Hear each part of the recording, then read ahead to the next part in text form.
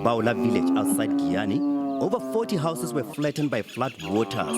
Families were given refuge in the local church and relatives' homes. The floods have caused widespread destruction, with roads, bridges and infrastructure damaged, making it difficult for residents to access basic necessities like food, water, electricity and medical supplies. The provincial government is coordinating with NGOs to distribute food, shelter and other essential supplies. The flood affected us a lot. Most of us here in Mbaula lost our valuables and houses. We currently don't even have clothes. The clothes and food we have now have been donated to us. We have so far been provided temporary shelter at our local church as they fix our houses. We've lost a lot. It's heartbreaking.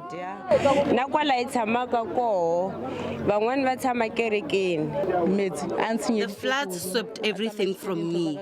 All my belongings are gone. We are currently temporarily accommodated at our local church. We are being given food and toiletries, which we are very much grateful for. We had some challenges of the floods, actually the entire Giyani.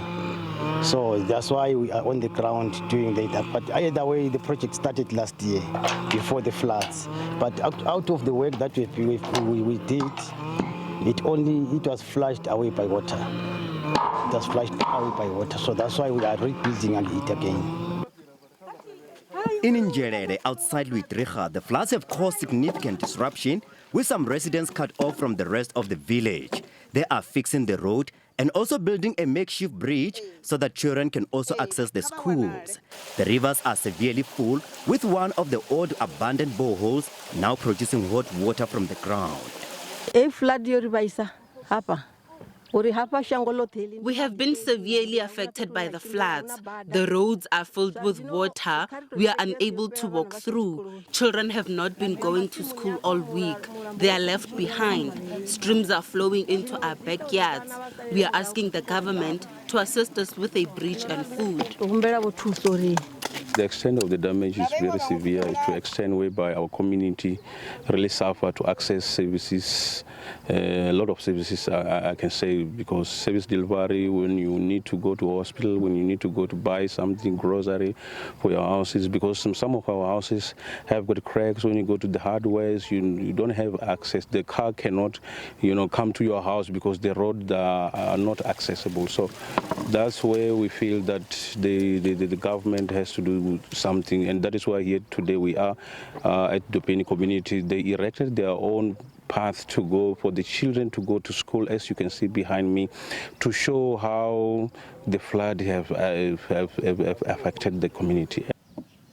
Residents in affected areas are struggling to cope with the aftermath of the floods. Non-profit organization Vhembe Muslim Welfare has been providing food and essentials. The purpose of distributing here, it's as simple as giving back to the community.